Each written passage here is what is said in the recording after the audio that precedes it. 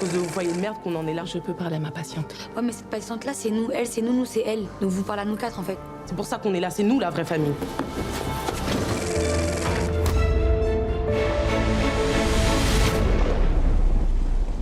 You're going to hell, brother. Family reunion. Come on! Come on! This country is going to change.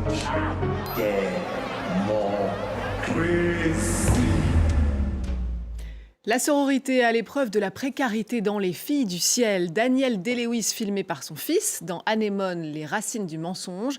Et Un jour avec mon père, une des révélations du dernier festival de Cannes.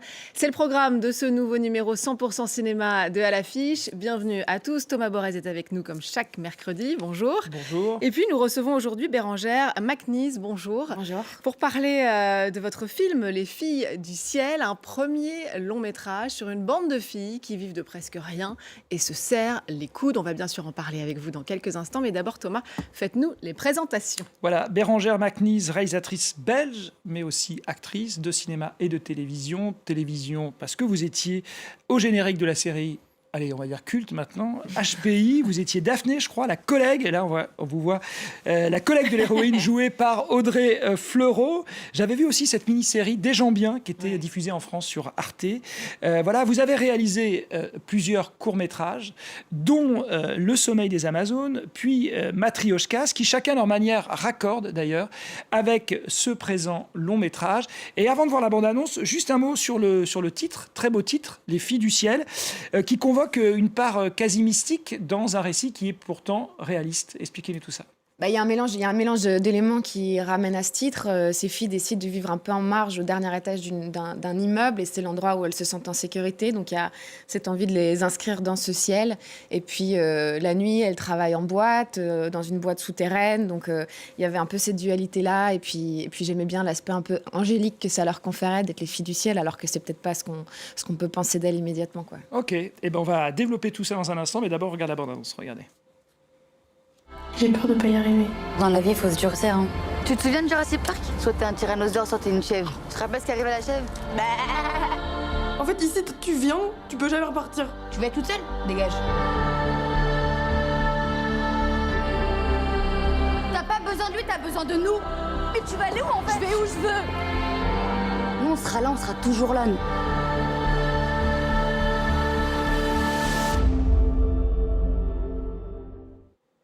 Alors Bérengère Macnise, ces filles du ciel, ce sont donc ces jeunes femmes qui sont en situation précaire, hein, on le comprend, elles s'entraident, elles se débrouillent au jour le jour. Pourquoi est-ce que vous avez voulu ancrer ce premier long métrage dans cette réalité sociale-là?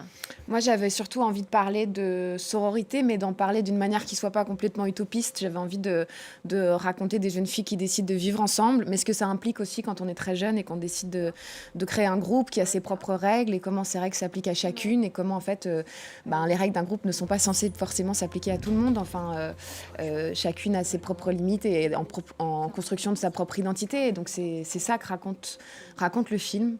Et puis j'avais envie de raconter cette histoire d'essayer de se reconnaître les unes dans les autres et de se protéger, et de s'aider. Et, c'était ça qui me touchait. Vous l'avez dit, elles travaillent en boîte de nuit pour essayer de joindre un peu les deux bouts. On sent quand même qu'elles sont à la limite de la prostitution. Vous mettez quand même en scène cette sororité dans cette forme de précarité. Pourquoi est-ce que vous avez voulu les confronter à cette réalité-là? Je pense qu'on peut surtout... disons qu'un groupe est particulièrement mis à l'épreuve quand on l'inscrit dans un contexte qui est difficile et quand plus elles ont besoin les unes des autres, plus il y a des enjeux déjà narratifs, je pense, dans un film, et puis plus ces personnages-là et leur aspect touchant peut se déployer, j'ai l'impression. Ouais. Ce qui est beau avec le cinéma, c'est quand il filme la jeunesse, hein, c'est Truffaut qui disait ça merveilleusement bien, et on va les citer, les 4 actrices de Ces Filles du ciel, Héloïse Voll, Chirel Nataf, Yowa Angelis Chikaya et Mona Bérard. Alors, comment on fait groupe avec 4 personnalités? Comment on les choisit et surtout comment on arrive à faire groupe pour les faire tourner ensemble? Mais il y a des histoires un peu différentes. Héloïse, elle avait tourné dans mon dernier court-métrage, Matrioshka, c'était son premier casting, ce court-métrage, son premier tournage. Donc on a vraiment, on a commencé ensemble en fait à faire ce cours, et puis j'écrivais ce film. Le personnage s'appelle Héloïse, donc il y a aucun secret sur le fait que je voulais que ce soit elle qui joue le rôle, sauf pour elle, parce que je voulais pas lui dire avant d'être sûre que ça se fasse. Et puis les 3 autres, je les ai rencontrés grâce au directeur de casting, Mohamed Bellamar, qui avait énormément de jeunes femmes, comédiennes, non comédiennes. Et il fallait à la fois trouver des comédiennes qui correspondent aux personnages. C'est un groupe qui est assez restreint, avec des personnages qui ont à chaque fois leur rôle, qui a été un peu réduit à son essence pour qu'il soit le plus compact possible. Et donc il fallait des comédiennes qui à la fois puissent donner corps à ça, et puis en même temps prendre une place dans ce groupe qui fasse sens. Donc voilà, ça a été de la répétition, et ça a été moi, étant moi-même comédienne, c'est vrai que la direction d'acteur, c'est ce qui me passionne, je dirais, le plus dans toute la création d'un film. Et là, on a pu beaucoup s'amuser et beaucoup créer ensemble, quoi. Un mot peut-être de Cheryl Nataf qu'on avait vu dans Ma Frère, qui est assez absolument formidable et qui capte la lumière de la caméra. Ouais, elle est merveilleuse. Elle est merveilleuse. Et le personnage de Mallory dans le film, je crois que c'était le plus difficile à trouver, parce qu'il faut quelqu'un qui soit à la fois un peu tout le temps en train de tester les limites, et qui puisse être perçu comme un peu dangereux, et en même temps qui doit rester attachante en permanence. Et Cheryl, elle a ça. Cheryl, j'étais très heureuse de la rencontrer, parce que d'un coup, tout se soulageait.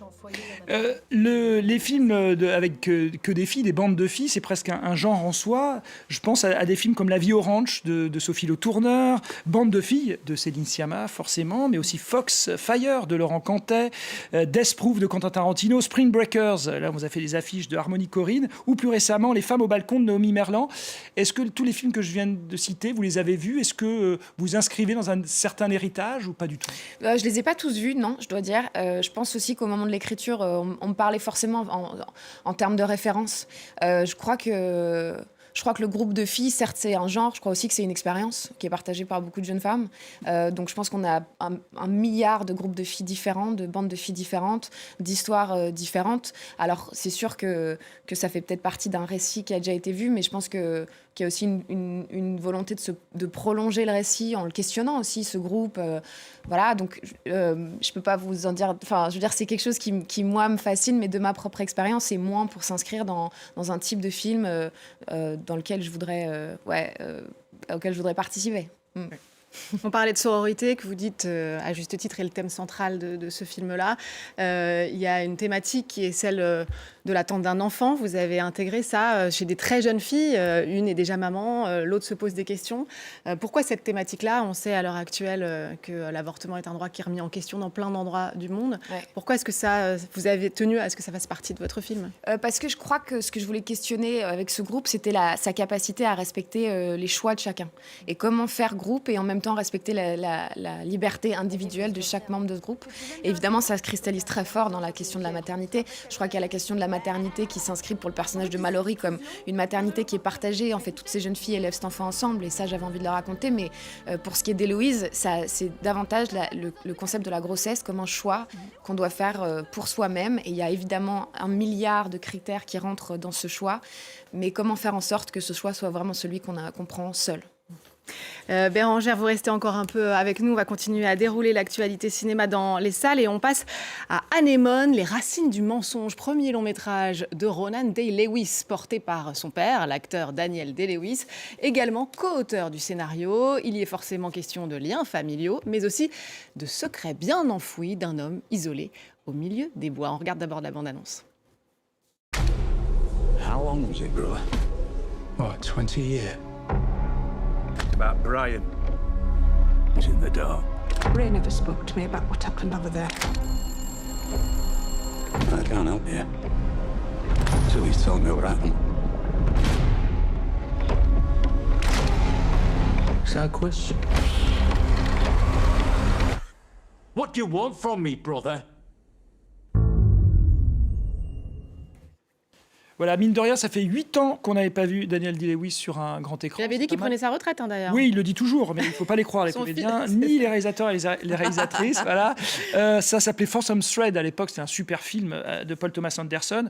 L'acteur britannique, mais naturalisé irlandais depuis 1993, est réputé pour son intensité, mais aussi son art du retrait. Donc, il a été multi-oscarisé. Le dernier des Mohicans, There Will Be Blood, ou encore Lincoln de Steven Spielberg. Il a tourné avec tous les grands de ce monde, Martin Scorsese, Stephen Frears, Jim Sheridan et Michael Mann, forcément. Voilà, il fallait donc son fils pour le sortir de sa retraite. Alors c'est vrai que Adémone, on le sent bien, c'est un écrin idéal pour l'acteur, hein. Tout est fait pour lui, pour montrer un petit peu cette intensité, avec un homme qui est réveillé plus ou moins par ses fantômes. Voilà, c'est baigné d'une lumière principalement crépusculaire, tirant vers les teintes parfois bleutées, orangées. Alors c'est un poil maniéré à mon goût. On sent que le fils aime bien filmer son père et ça c'est plutôt bien. Mais on sent voilà comme ça un film qui repose sur une espèce de comment ça s'appelle, de mise en scène un petit peu trop apprêtée. Pour moi, les acteurs sont forcément fantastique. Fantastique, on s'en doute. On termine avec Un jour avec mon père d'Akinola Davis, plongé sous haute tension dans le Lagos des années 90. Un père et ses 2 fils tentent de se frayer un chemin dans cette ville évidemment labyrinthique. Voilà, l'action se déroule principalement en fait en 1993. Le Nigeria connaît alors ses premières élections libres, hein, depuis le coup d'État 10 ans plus tôt, mais la junte militaire est prête à confisquer cette liberté. Voilà un mot sur le réalisateur, Akinola Davis, qui est issu du clip vidéo et de la publicité. Il évolue, il travaille entre Londres et Lagos. Il a, lui, signé 2 courts-métrages avant ce passage au long, qui a été marqué notamment au dernier festival de Cannes, hein, d'une mention spéciale Un certain regard.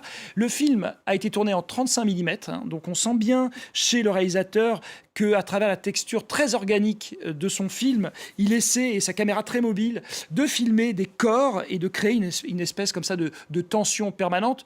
D'ailleurs, ce père avec ses 2 enfants sont en danger permanent. On est avec une esthétique très documentaire et en même temps, la fiction est bien là par son format. Voilà, c'est un film vraiment habité, très intense. Et l'acteur principal qu'on voit au milieu de ses 2 fils, il est anglais, il s'appelle Sopé Dirisu et il est formidable. Allez voir en salle, on vous le conseille. Donc, merci beaucoup. On vous conseille aussi Les Filles du ciel de Bérengère Macnise. Merci d'être passé par le plateau. Merci à vous. De À l'affiche. Et merci évidemment à vous de nous avoir suivis. N'oubliez pas de nous retrouver sur france24.com ainsi que sur tous nos réseaux sociaux. On se quitte donc sur des images de Un jour avec mon père d'Akinola Davis. Je vous laisse découvrir et vous dis à très vite. The problem with this country is discipline. This is why we need the millions. Capo! You better take this long walk home. The streets are already hot. Fellow Nigerians, it is in the supreme interest of law and order that the presidential election be annulled. Everything is sacrifice.